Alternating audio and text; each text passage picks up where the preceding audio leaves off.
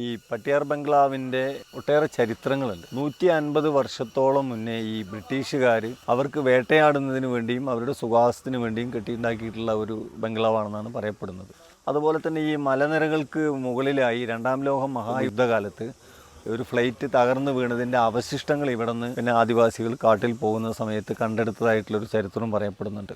അതുപോലെ ഈ ഡാം 1973 പണി തുടങ്ങി 84 അത് പൂർത്തിയായി.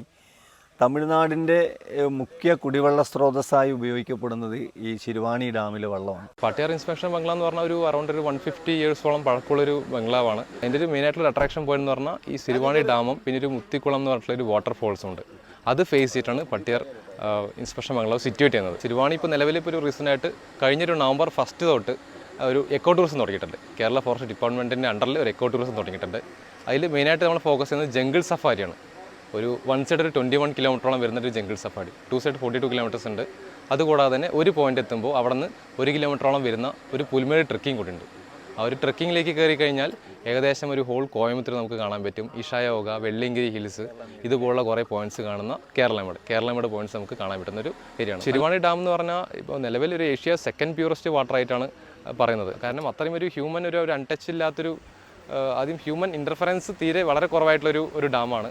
പിന്നെ ഇതിന് കംപ്ലീറ്റ്ലി ഈ ഒരു വെള്ളം പോകുന്നത് തമിഴ്നാട്ടിലേക്കാണ്. തമിഴ്നാട് ഇറിഗേഷൻ, തമിഴ്നാട് ഗവൺമെൻറ്റിൻ്റെ ഫണ്ടിൽ കേരള ഇറിഗേഷൻകാർ മെയിൻ്റെനൻസിലൂടെയാണ് ഇത് പോകുന്നത്. അതെ, പട്ടിയാറിലേക്ക് എന്ന് പറഞ്ഞാൽ മണ്ണാർക്കാട് അത് ടൂറിസം അല്ല, actually Mannarkkad division forest officer care ഓഫിലാണ് ബുക്കിംഗ് നടക്കുന്നത്.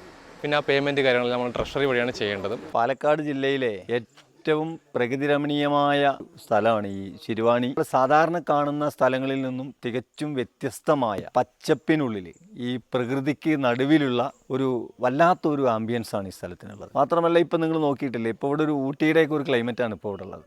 കാരണം ഇത്രയും ഒരു ഹ്യൂമിഡിറ്റി, വേനൽക്കാലത്ത് പോലും ഇവിടെ നമുക്കൊരു വളരെ തണുപ്പാണ് ഫീൽ ചെയ്യുന്നത്. പ്രത്യേകിച്ചും ഈ മണ്ണാർക്കാട് പാലക്കാടിനൊക്കെ അടുത്തുള്ള ആളുകൾക്ക് ഇത്രയും അതിമനോഹരമായ ഒരു സ്ഥലം കാണാൻ കഴിയുക എന്നുള്ളത് വലിയൊരു ഭാഗ്യമാണ്. പക്ഷേ എന്തുകൊണ്ടോ പിന്നെ കൂടുതൽ ആളുകൾ ഇത് ഉപയോഗപ്പെടുത്തുന്നില്ല, അവിടേക്ക് വരുന്നില്ല, അല്ലെങ്കിൽ ഇതിനെക്കുറിച്ച് അറിവില്ല എന്നുള്ളതാണ്. അതുപോലെ തന്നെ വരുന്ന വഴിയിൽ തന്നെ നമ്മൾ കാട്ടുപോത്തും മാനും ആനകളെയൊക്കെ കാണാൻ പറ്റും. നമ്മുടെ ദിവംഗതനായ എഴുത്തുകാരൻ സല്ലാപം സിനിമയുടെയൊക്കെ സംവിധായകൻ ലോഹിതദാസ് അദ്ദേഹത്തിൻ്റെ കുറേ സിനിമകൾക്ക് കഥ എഴുതിയിട്ടുള്ളത് ഇവിടെയാണ്. പിന്നെ പാലക്കാട്ടിൽ നിന്ന് വരികയാണെങ്കിലും ഒരു 25 കിലോമീറ്റർ 30 കിലോമീറ്ററിനുള്ളിൽ വന്നാൽ നമുക്കിങ്ങനെ ഈ പാലക്കയം വഴി വരാൻ പറ്റും. അതുപോലെ കോഴിക്കോട് ഭാഗത്തുനിന്ന് മലപ്പുറത്തു നിന്നൊക്കെ വരികയാണെങ്കിൽ നമുക്ക് ഈ കാഞ്ഞിരപ്പുഴ ഡാമിൻ്റെ അതിലൂടെ വന്ന് ഇവിടേക്ക് വരാനും ഒക്കെ സൗകര്യപ്രദമായിട്ടുള്ള ഒരു സ്ഥലമാണ്. നമ്മളെ ഏറ്റവും അധികം സന്തോഷിപ്പിക്കുന്ന ഒരു കാര്യമെന്ന് പറഞ്ഞാൽ മൊബൈൽ ഫോണിൻ്റെ ഒരു ഡിസ്റ്റർബൻസ് ആണ്.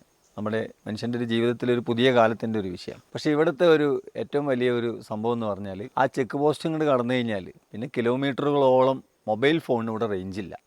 മൊബൈലില്ലാത്തൊരു യുഗത്തിൽപ്പെട്ട പോലെയുള്ള ഒരു സ്വസ്ഥതയുള്ള അത്തരത്തിലുള്ള യാതൊരുവിധ ഡിസ്റ്റർബൻസും ടെൻഷനും ഇല്ലാത്ത അതിമനോഹരമായ ശാന്തമായ ഒരു ശല്യമില്ലാതെ കഴിച്ചു കൂട്ടാൻ പറ്റുന്നുള്ളതും ഈ സ്ഥലത്തിൻ്റെ ഒരു പ്രത്യേകതയാണ്.